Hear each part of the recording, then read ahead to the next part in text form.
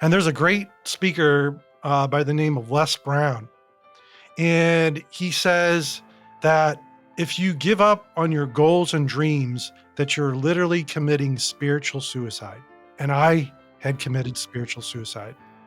And so I wasn't standing for anything. So I fell for anything. And it was porn. It was bad.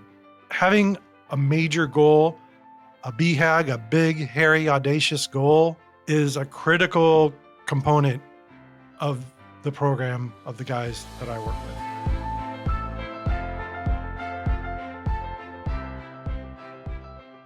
Eric, my brother, welcome to the Superhuman Life. Thanks, Frank. I am excited to be here. I'm excited to have you too, man. We had an amazing conversation on your podcast a few weeks back, Porn Talk, which we'll link down there in the show notes for everybody. Definitely worth checking out that conversation. But with you, Eric, one of the things I love about you and your journey is the embracing of this new identity, this powerful Eric individual. I mean, it's literally become your domain. It's kind of become the forefront of your identity.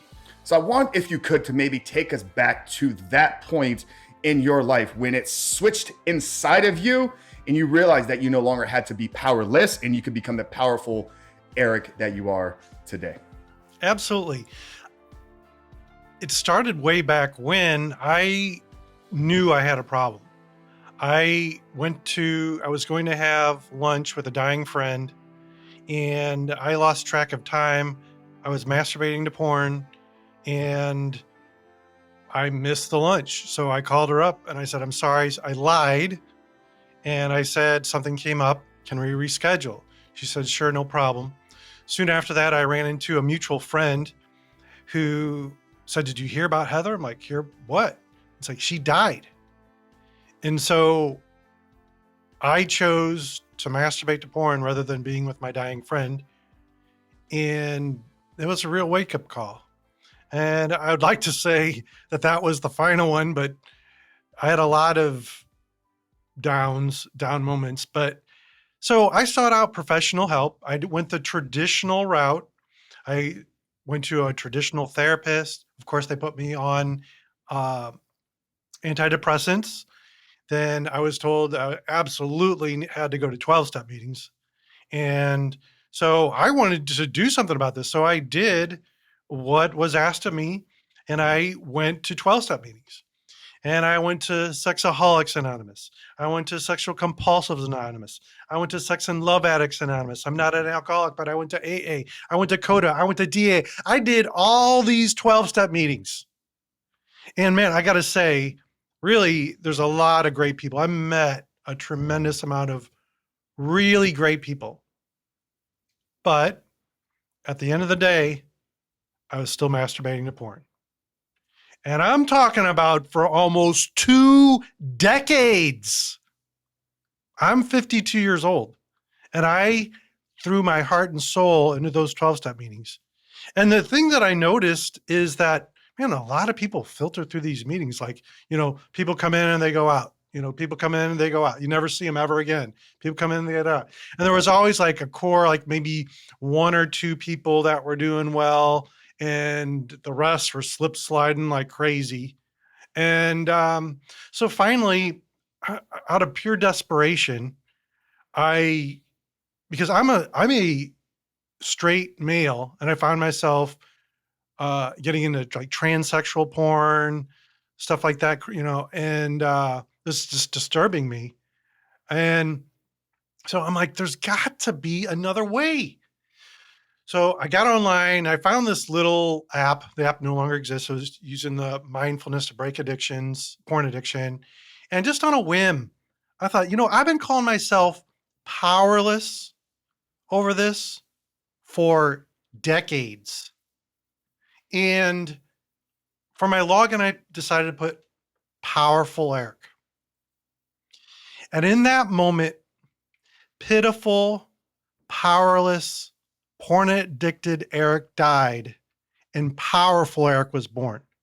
So I don't call myself Powerful Eric out of ego.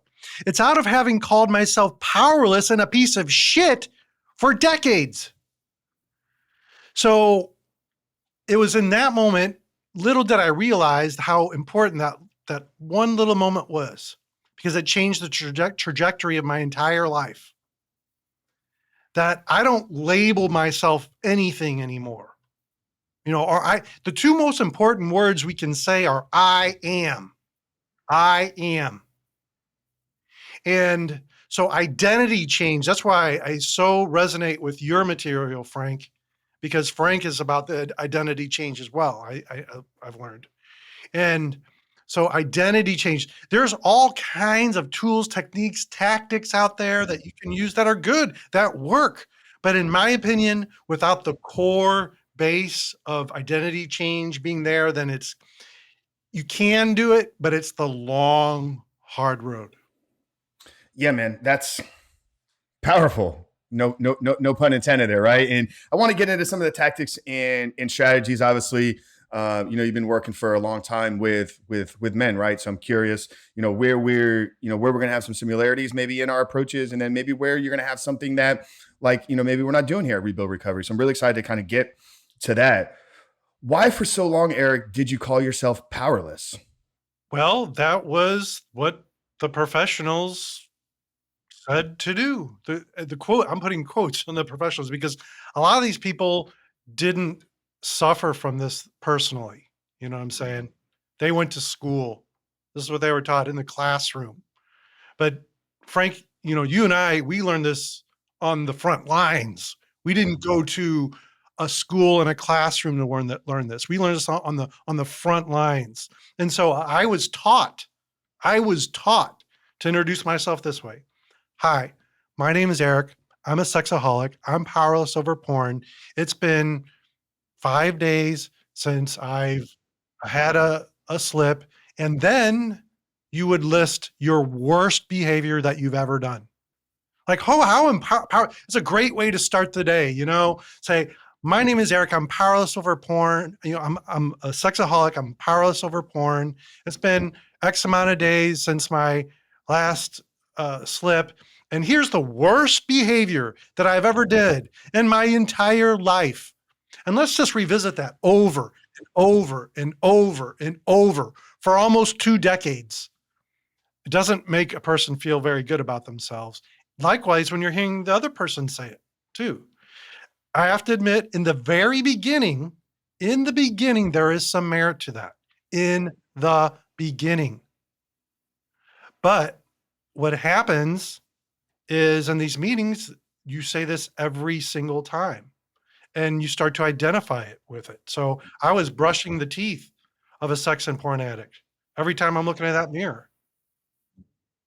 So the short answer to your question is I was taught to call myself powerless.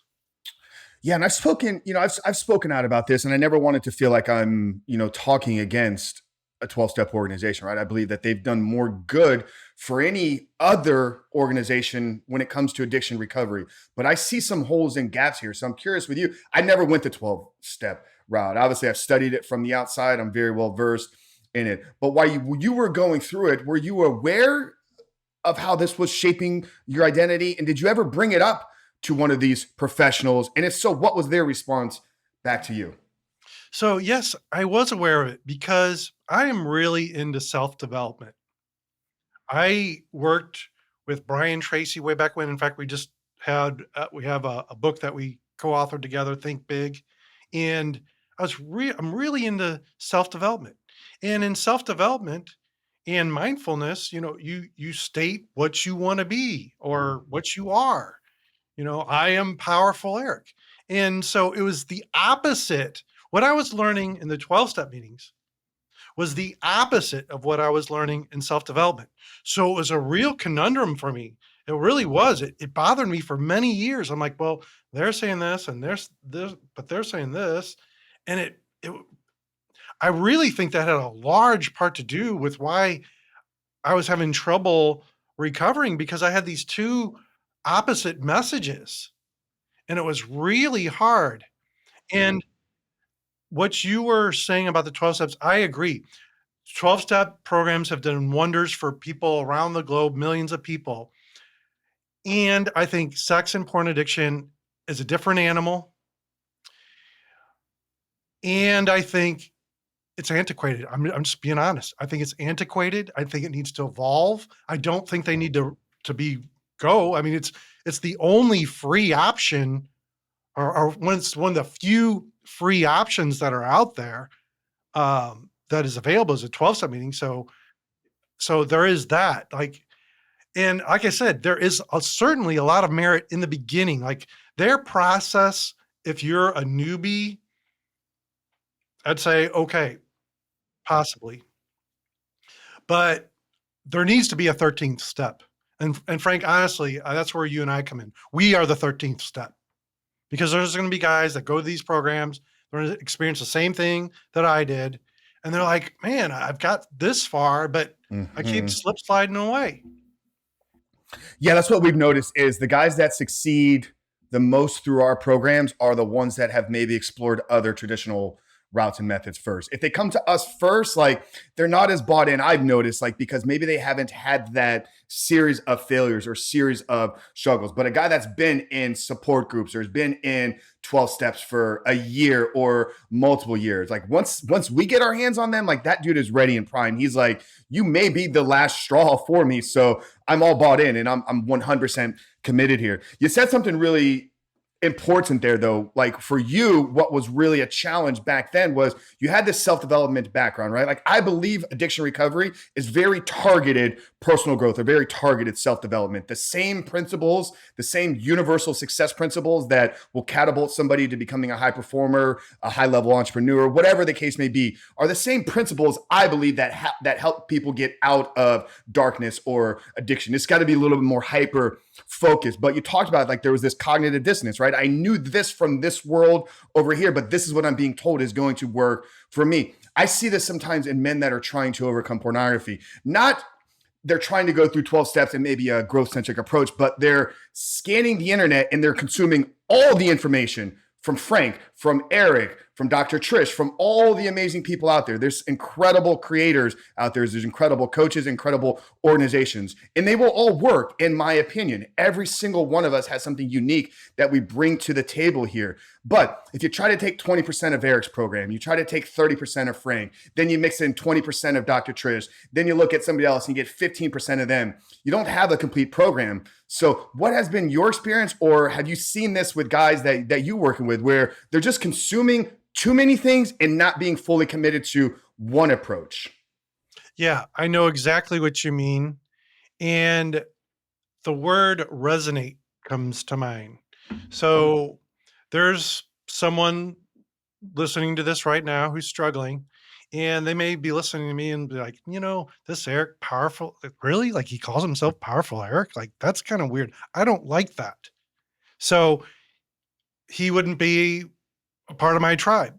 But he's listening to you right now, and he's like, "This Frank guy, man, he's into bodybuilding and He's got he's got a mustache, right? Yeah. He's like, I like this guy, and I really resonate with this guy. So he's going to be a part of your tribe." And so I agree with you. There's different strokes for different folks, and perhaps somebody in the beginning, maybe the 12-step is the way in the beginning. But I gotta say, if you are going to go to a 12-step meeting, it really is imperative that you do research and do look at see what other coaches are teaching. But like you said, if you're just taking a little bit from everywhere, eventually you need to pull the trigger and go where you're drawn, because this, I'm going to call it an addiction, because there's, as you know, or there's this big thing. Is it addiction? Is it not addiction? Is it hypersexual? Is it whatever? And I say, it doesn't, for my purposes, it doesn't matter what you call it. It doesn't matter what you call it. The question is, how is it affecting your life? How is it affecting your life? Women will ask, I'm not sure if my husband is addicted to porn or not. Well, or a guy may say, I'm not sure if I'm addicted to porn or not. And I say, well, if you're having to ask the question, you probably are. Yeah. Yeah, my response to that is anytime somebody says there's no such thing as a porn addiction, is what is your definition of addiction? That's the first response back to anybody. It's they're just saying words now without any meaning behind them. Anybody that's going to give a definition of any type of addiction, if you ask enough follow-up questions. For me, I lean into Dr. Anna Lemke. She wrote Dopamine Nation. She's probably been one of the world's leading experts in this field for the past 20 plus years. In her mind, or in her work, addiction is defined as the continued or repeated use of substance and or behavior, consuming pornography behavior, despite negative consequences to self and or others. So maybe it's not even impacting you in the way that you see it, but it's impacting your relationship with somebody else, or it's impacting how your wife even views you as a man. That's a negative consequence towards her. She's perceiving you as less of a man. So I think the first response back to anybody, if they're ever told, hey, there's no such thing as a porn addiction, is ask the person that says that back to you, what is your definition of addiction? And most people don't have a definition sitting around waiting. Like, they're just speaking because they're trying to deflect. Maybe they feel that it's a moral attack upon them, or they're sexually free or whatever they want. So they're going to consume it, and that's why they don't want to believe it. So yeah, I'm right there with you. And I gotta say, and Frank, this, it's scary. Like, when I started my podcast, I didn't think I would get people from like third world countries contacting me. Like, what? Like, are you kidding? It's crazy. Like, there's people around. Like, if the person that's listening to this right now, that's feeling like, this is my problem, this is my secret, no one knows about this, and it's just me, I'm this weirdo, I'm this freak, but you are not, because it's you and several million other people that have this challenge. It does not matter how old you are. It doesn't matter what sex you are. It doesn't matter what race you are, religion, all that. I mean, it's disturbing to say this. I have even had children reaching out to me. Mm-hmm. How young, if you don't mind me? I had a 12-year-old girl. Like, what? Huh? So, and then a lot of teenage boys.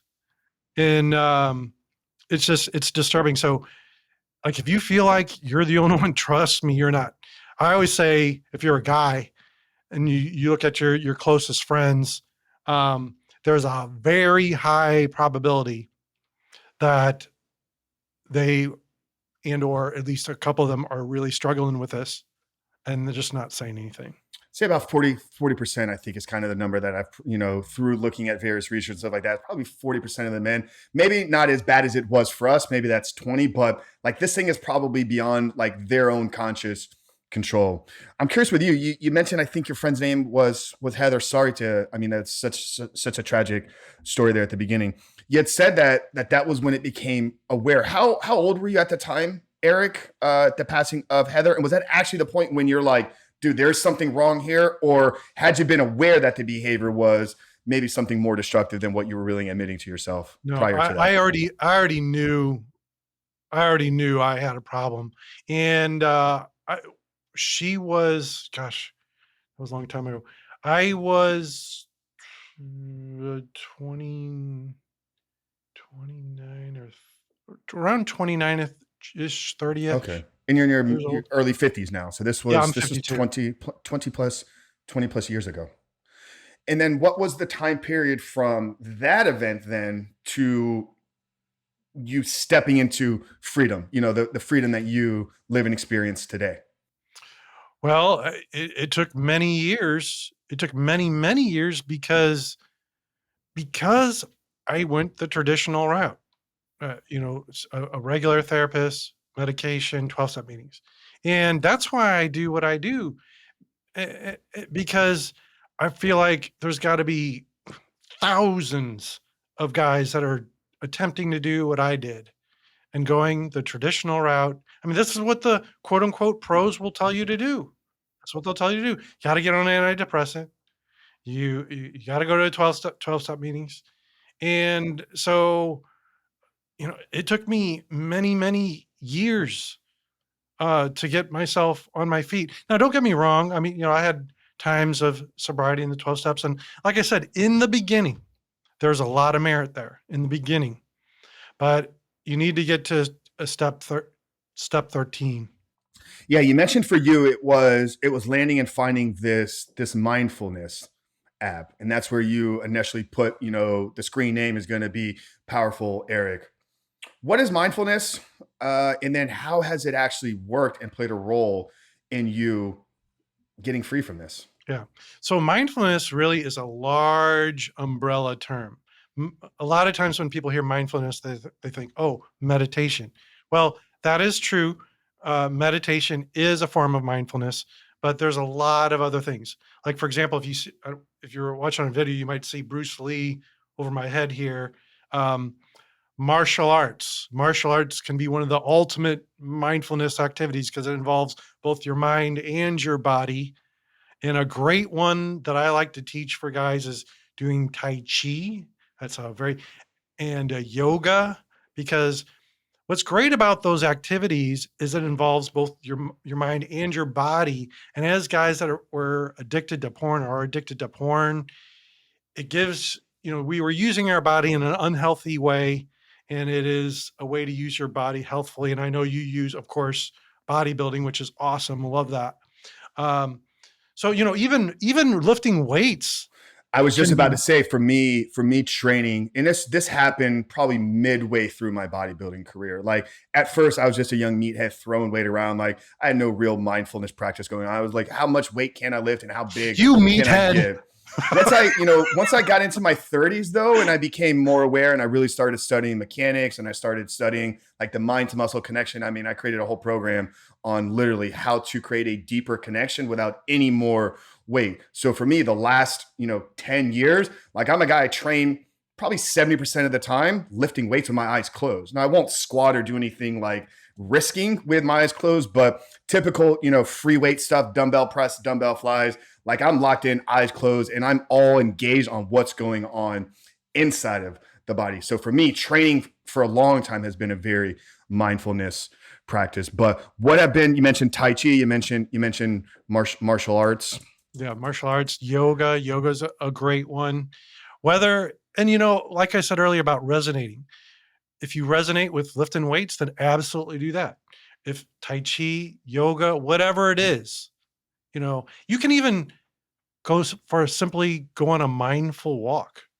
Here's a novel concept, Frank, for someone to leave their cell phone at home and go for a walk without their phone. Could you imagine? Like, wow. What Well, it seems so I, crazy. I can. What did I tell you before we hit record here? How much time throughout the day do I spend away from my phone?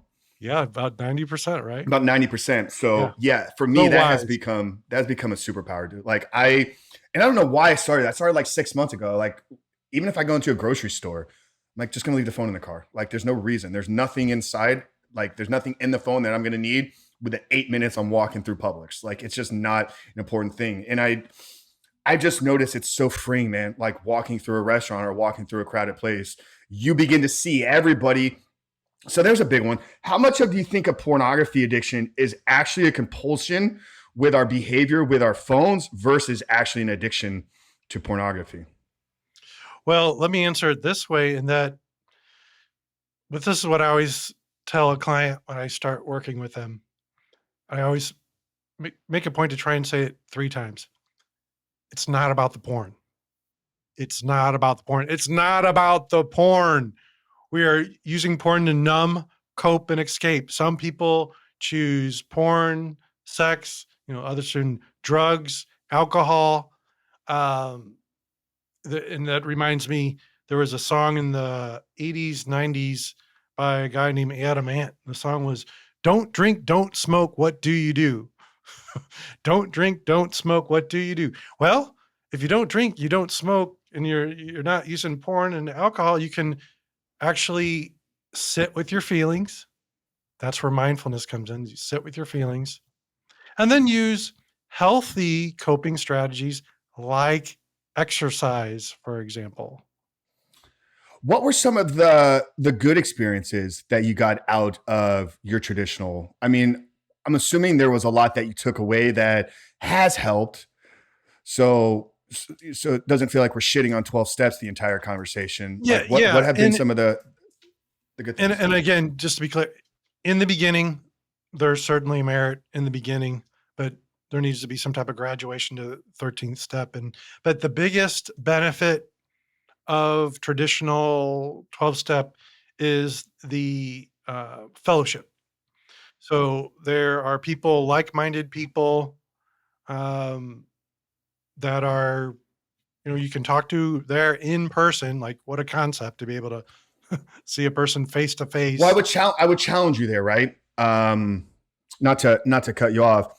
I think at times it can be like-minded individuals, but I think that this may actually play a role into why sometimes it doesn't succeed, because you're getting mindsets from all walks of life, right? You You're are getting very victim wise. mindsets, and then you pair that with somebody like myself, like me. You put me in a room with a victim mindset person, like, we are not going to jive. One of us is going to have to leave. So You are I very do wise. agree with the fellowship, but I think that if we're not what's the word I'm looking for? Filtering out the people that we're surrounding ourselves with, right? Like self-development will tell you, you're the product of the 5 people you spend the most Yes, time with. If yes. your 12 And step groups there, is full of toxic individuals that are yes, not going anywhere in life, that are yes, victims, you will become the next one in that yes. category. And that's the catch 22 here. That's the catch 22, is that you get to talk to people that are trying to recover.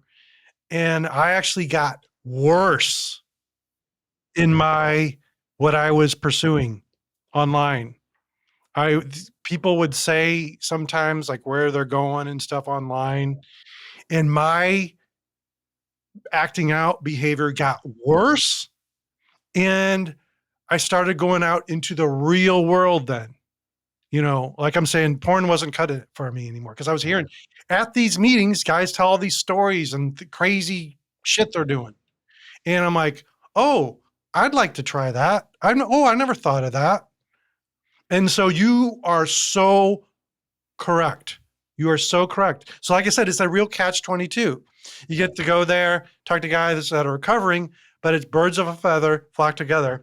So, yeah, again, you know, it's become my whipping boy, the 12 step. But like I said, it is the best free option that I'm aware of out there, as far as 100% free in person. So, yeah. How long after you got free or quit did you begin to notice and experience positive changes and effects in your life? And what were some of those first positive benefits that Oh, you well, noticed? almost immediately.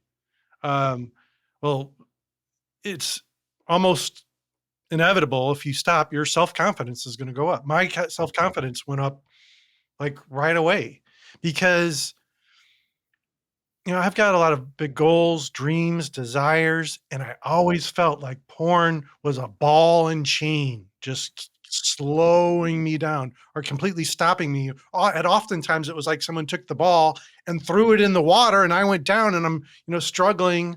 And I mean, it almost killed me. I literally, like, I burnt countless days watching porn. Like, I'm talking about getting up in the morning, starting with porn, skipping breakfast, keep going, skip lunch, keep going. It's lunch, dinner time. I'm starving. I throw a pizza in the oven, go back to porn while the pizza's going, burn the pizza because I got tunnel vision with that porn, then eat some burnt pizza, keep going till late at night, and then have to get up the next morning and have to go to work and have the worst porn hangover ever. A porn hangover. It's when you're completely juiced of your life force energy.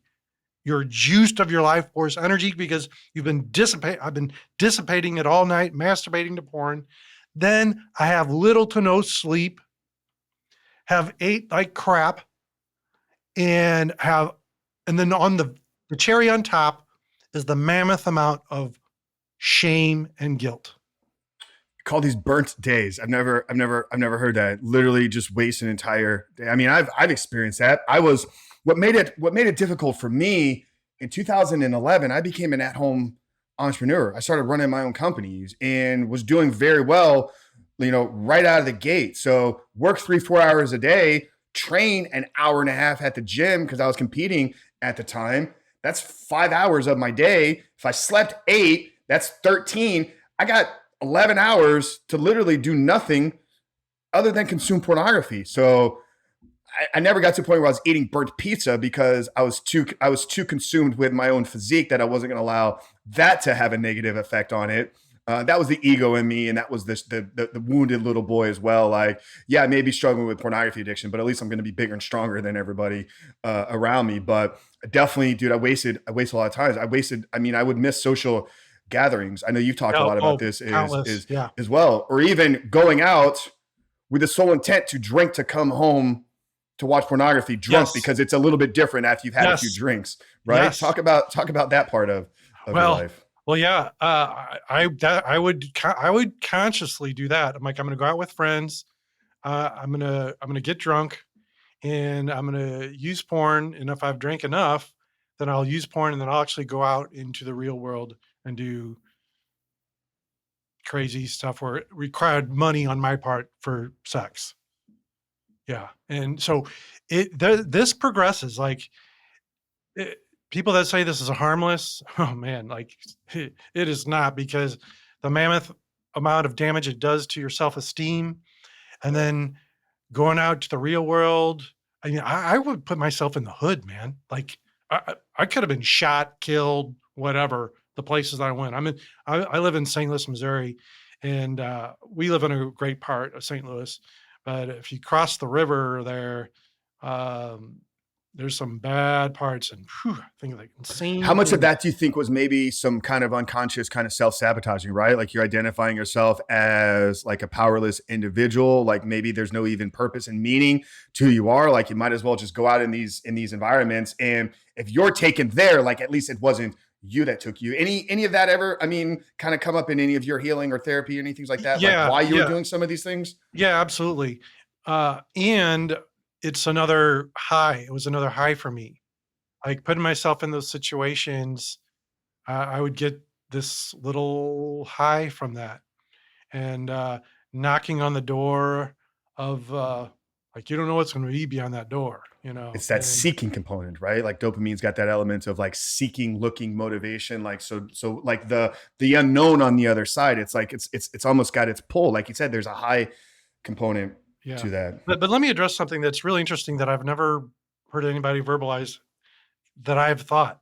So I think there's a reason why I chose to numb, cope, and escape with porn is because I really do value my physical health. I always have.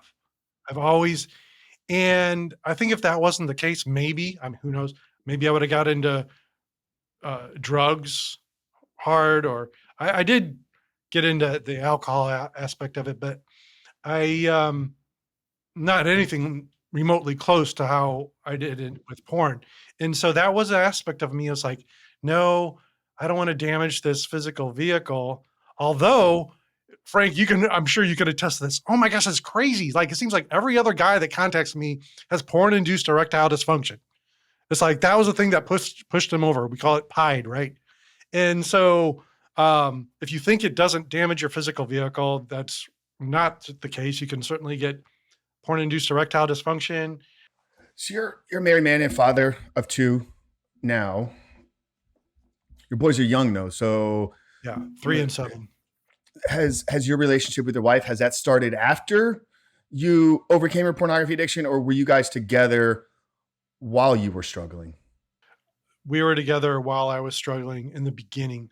So when we first got married, I of course swore off porn. I'm like, I'm never going to do this again. I don't need to do this anymore. And that lasted 2 weeks. Why is that a false belief for a lot of I hear from a lot of young men, right? You know, our audience is similar to yours. We get the teenagers, but the bulk of the men that I talk to are in that, early to mid 20s. And a lot of them, they're struggling, but they're like, I'm not ready to do this because when I find a woman or when I get married, like it's going to take care of itself. Why is that not true? I'm sorry, I'm laughing because I mean, it's certainly not true. Because also, it seems like every other guy that contacts me has contacted me because their wife. I've got a little older crowd that contacts me, and they're like, "My wife is going to leave me, or my wife has left me." Um, so if you think that once you're married that this is just going to magically go away, Uh, that's not the case. It requires a lot of hard work. Overcoming this requires lot of hard work. And as wonderful as getting married is, that's not the hard work that is required to overcome this. And it can be so challenging. Like, I have a wonderful woman named Beth who helps me, and she takes care of the wives because I found it's so much easier for a married guy to overcome this if they can have some type of assistance, you know, because I was finding that the wives were actually making this harder. And then understandably, they're really hurt. They're really hurt. They're in despair. They don't know what to do. And it's a lot different than drugs or alcohol. It's, this is something that they think that maybe they cause, like, oh, I'm not creative enough in the bedroom, or we're not having sex enough, or I'm not good enough. I don't look pretty enough, or whatever. And think about this, like the movie stars, you hear about these movie stars that have these like just incredibly beautiful wives, and then you hear about that they get caught with a prostitute or whatever, so I would say getting married has very little bearing on, whether you're gonna recover from Yeah. porn. Yeah, you're aware of the Coolidge effects, correct?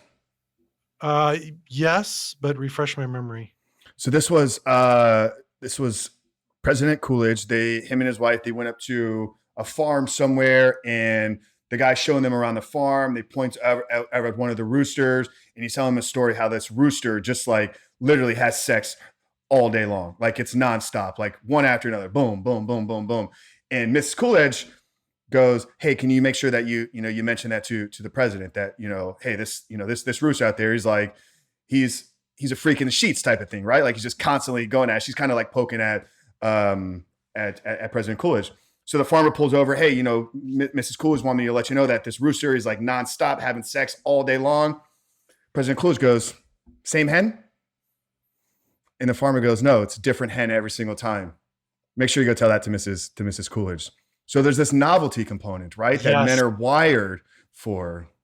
yes. And Novelty. that's what makes this, and then what makes it, so dangerous today is not like you and I've heard you talk about, like, it was magazines, right? Even sometimes like the Sears lingerie catalog. Like I can remember stealing that out of the newspaper and taking it into the bathroom when I was like 10 years old, hoping that, through some lingerie, you might get a nip slip or something. But with today, you got a 12-year-old boy that can, in a matter of 30 minutes, look at and consume more naked women than yours and I grandfather would have been able to do his entire life. Yeah, So it's a completely different animal. And, it really is a completely different we're in an animal. experiment. I mean, we're 20 years into an experiment on the world, really. Yeah, I agree. And the word you said, novelty, that's it right there.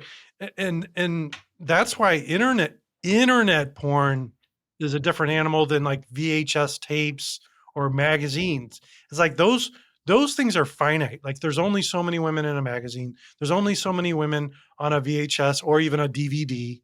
There's only so many that they can put on there. But the internet, it's almost infinite, that there's always another woman and there's always another mate. Your brain sees another mate, and therein is the hook of the addiction.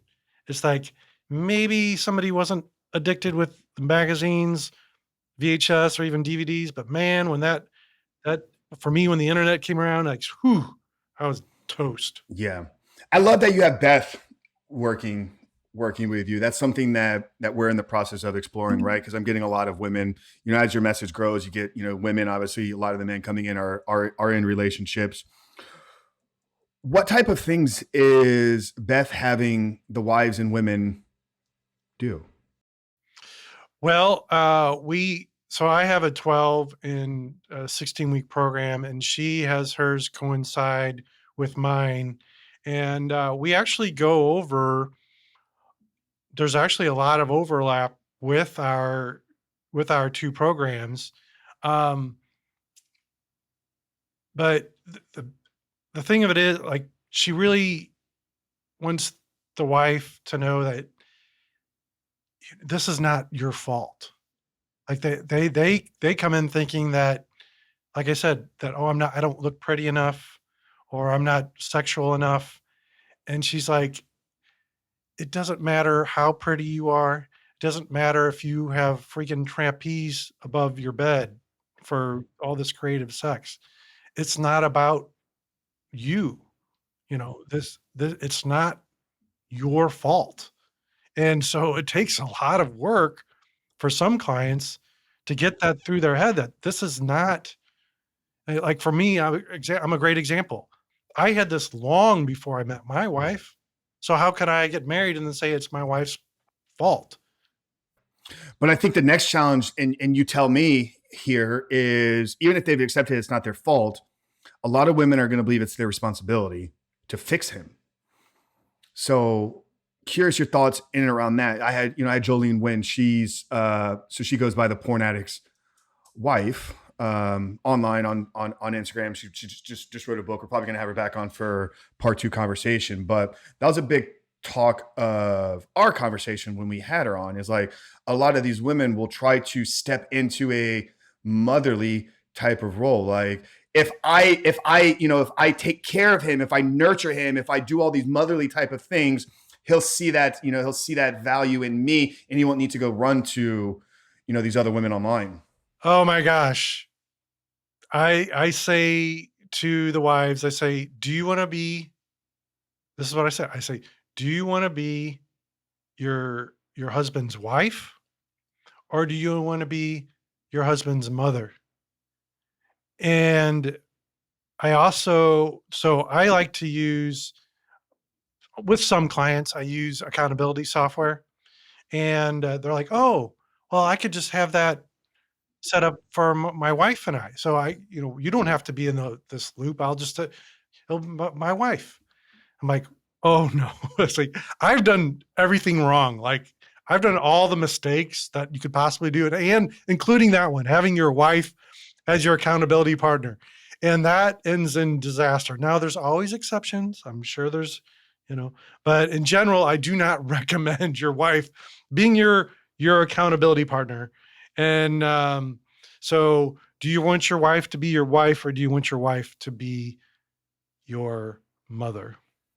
So we've been talking about the need for this 13th step, right? It's like you go in, you identify, you kind of, from the beginning, you kind of submit, surrender to yourself. Like, there's something that's got some power over me, but that's not going to be forever. Then you got to kind of step into this new identity. Even those guys that are like reaching out to you, or they're bought into a program, or they come through one of us. I know you've worked in coached and helped a lot of men. Even in the right environments, with the right community, with the right brotherhood, with the right steps laid out exactly for them, you and I both know that there's going to be men that still don't succeed, right? So what are some of those other reasons that you've seen that really holds men back from stepping into 100% absolute freedom forever? Well, I think the ones that don't really succeed are not two things. They're not totally sold themselves. Like, they, at the time they came in, they're like, "Oh, I want to do this," but then it's like they kind of change their mind, like, I'm not sure if I do want to give this up," and so they are not totally sold themselves on giving this up 100%. That I'd have to say is number one. Number two is embracing an ally, accountability partner, a coach. Without having a strong ally, accountability partner, coach, this is extremely difficult. So if a person is not utilizing their coach, their accountability partner, their ally, then it's going to be really slippery. So I'd say those would be the top two. Yeah, I'd say I would agree. I agree with both of that. I think the buy-in a lot, that's the language I'll probably use more around belief. Like, they're not bought in because they don't believe in themselves. Talk about the need for it, because you mentioned at the beginning, right? It's like, it's not the porn is not actually the problem. It's a deeper underlying issue. So with that in mind, what role does having an external goal outside of just quitting porn play in recovery? It's critical, crucial, imperative. I, on the surface, appear to be a guy that helps men quit porn. But what I've learned about my program, about myself, about my students, is that my goal is really to help them either to get their dreams out and dust them off and start to go for them, and or to help them define what that is, to have a passion. If you don't have something that you're passionate about, there's a statement, there's a quote that says, if you don't stand for something, you'll fall for anything. And that is exactly, in my opinion, the challenge with guys that are addicted to porn. And I'm a great example of that. I had this personal development path that I wanted to go on. But because of my porn addiction, I was really blessed and lucky at a young age to be going on these seminars with Brian Tracy, and just an incredible thing. But even though stress, there's a thing called positive stress too. People think of that just as a negative thing. There's positive stress too. Like, I was so excited. Like, I'm going on the road with Brian Tracy. Are you kidding? Like, this is a dream. And I'm like also like terrified at the same time. And so I actually started to really get into the porn and to numb, cope, and escape.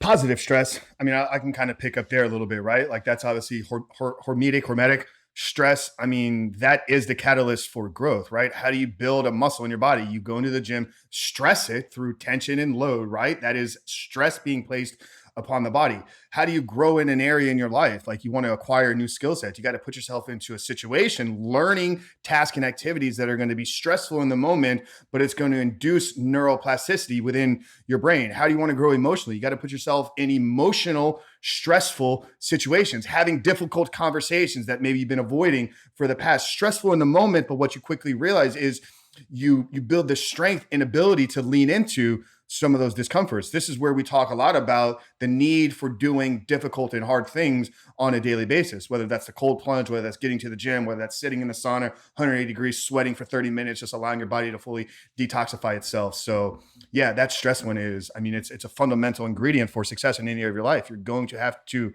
stress that area. I mean, because without the stress, there's nothing to be broken that's going to build itself back stronger. Like you said, you need that hard thing. Like the human body, the human mind, the human spirit is not meant to just sit in the harbor, you know. It's meant to go out on the high seas and have challenges and possibly get sunk. And when back when I kind of gave up on that personal development path, because I'm like, well, how can I got, I'm addicted. I'm a porn at the time. I was a porn addict. I was a powerless porn addict, a sexaholic. And I'm like, well, there's no room for me in this field. Like I can't do that. And so I gave up on my dreams. And there's a great speaker by the name of Les Brown. And he says that if you give up on your goals and dreams, that you're literally committing spiritual suicide. And I had committed spiritual suicide. And so I wasn't standing for anything. So I fell for anything. And it was porn. It was bad. So having a major goal, a BHAG, a big, hairy, audacious goal, is a critical component of the program of the guys that I work with. Is your toothpaste attacking your manhood? Probably. There's new science that demonstrates store-bought toothpaste may be linked to lower testosterone levels. But here's the catch-22. You got to keep your mouth clean, right? Poor oral hygiene is linked to low T and ED. But at the same time, big paste and natural paste options are packed with feminizing, manhood-killing ingredients that crush your confidence. Men swallow this stuff every day when they brush their teeth. No wonder testosterone levels have declined every decade since the introduction of these harsh chemicals in our everyday products back in the 1950s. But what's a guy to do? Until now, there were never no other options. Yet with the brand new Legendary Men's Care Toothpaste Bundle, you can get your clean teeth, brighten your smile, and freshen your breath with the only toothpaste carefully crafted just for men. Free of harsh, kick-to-the-nuts chemicals found in store-bought paste, and safe from hippie oils and popular natural brands toothpaste that cause increasing moves, aka man boobs. For a limited time, you can get free shipping on your order of Legendary Men's Care Toothpaste, plus an extra 10% off when you use the coupon code REBUILD10. Again, go to legendarymenscare.com right now, get free shipping plus an extra 10% off when you order today with coupon code REBUILD10.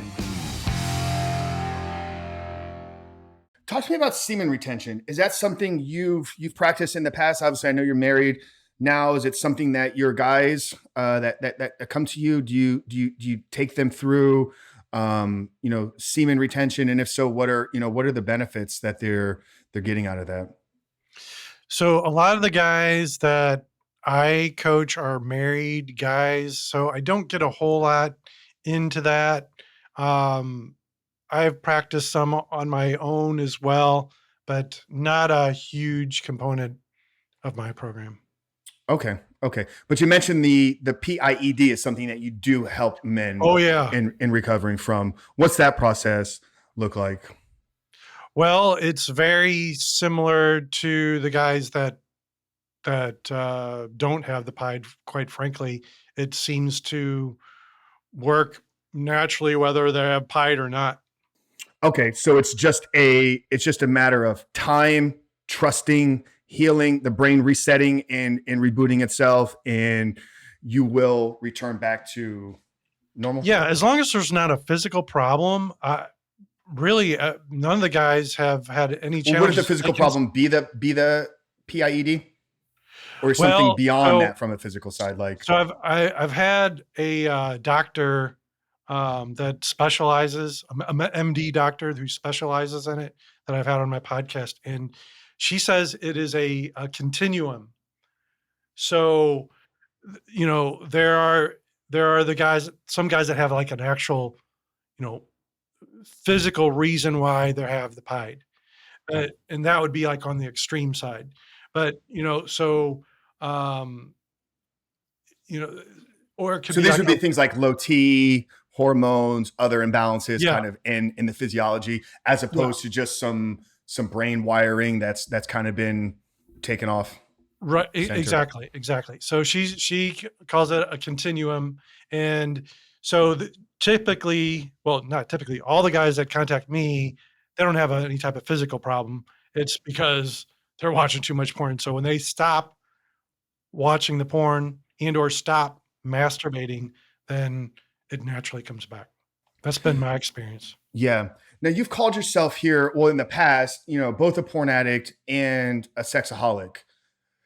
Is every porn addict a sex addict? And if not, what makes somebody a porn addict but not a sex addict? And what would make somebody a sex addict and not a porn addict? That's a great question. That's a really great question. No, if you are a sexaholic, that does not automatically make you a porn addict. Um, so, and this reminds me of also another question related to that is it required that you stop masturbating to overcome porn? I suggest guys do both, but um, to answer your question shortly, a porn addict and a sexaholic can be the same thing, but not necessarily. So what would make somebody a porn addict and then not a sex addict then, I guess? Well, a sex addict is, in my opinion, is someone that's going out into the real world, having real life experiences, and they can't stop, for example, maybe going to massage parlors. And by the way, if you hear the word parlor on there, any type of massage, ding, ding, ding, that's probably not a legit massage place. Yeah. No, I know. I think I would agree with that analysis there. I mean, I've spoken with dozens. I mean, at this point, maybe even hundreds of young men that are addicted to porn and have never had any physical sex at all. So it's like, how's that person a sex addict? Like they literally have never participated in the act of sex. Like they've been a consumer and spectator of it their entire life. And I think that's the dangerous thing with a lot of young men is, you know, we know the average age of first exposure 11 years old right now. These boys are literally being brought up in this world, taught that they're just supposed to be voyeurs and spectators of the most Yeah. intimate, Yeah. you know, act Sex that is you can not do a with another person. sex is that's a great point. Sex is not a spectator sport. It's not a spectator sport. Also, they just lowered that number. It's disturbing.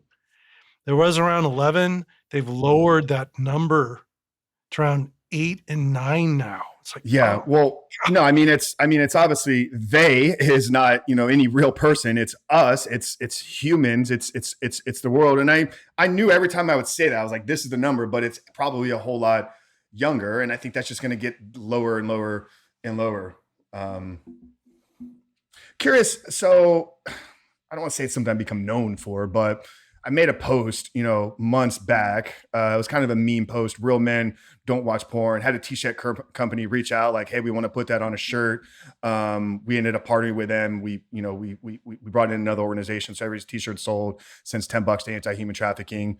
But it's become one of my favorite shirts. You know, I love wearing it like in public places. I wore it in Vegas, walking through a casino and through the Vegas airport. It's literally a black t-shirt, red bold letters. Real men don't watch porn. Just curious how you kind of process that statement, you know, what it means to you, what jumps out when you hear real men don't watch porn.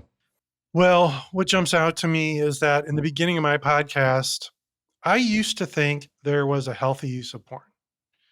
Um, but then the further I went down the rabbit hole, in the sex trafficking thing is very real. I discovered that whole element. Then, of course, the sex trafficking of children, and then to discover that really, like Pornhub and these tube sites, they are not in the business of porn. They're in the business of money laundering. They're in the business of sex trafficking. And so I thought to myself, let's say there is a healthy use of porn.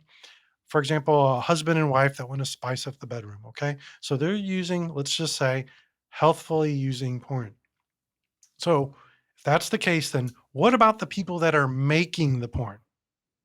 What about the woman that was trafficked to do that porn that was they got her addicted to drugs to do that porn and they make it look like amateur porn? What about, is it healthy for them?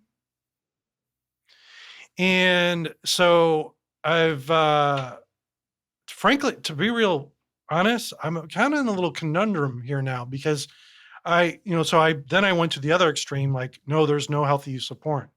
So there is there is some, like, I've never heard in any porn ever a someone say I love you, you know.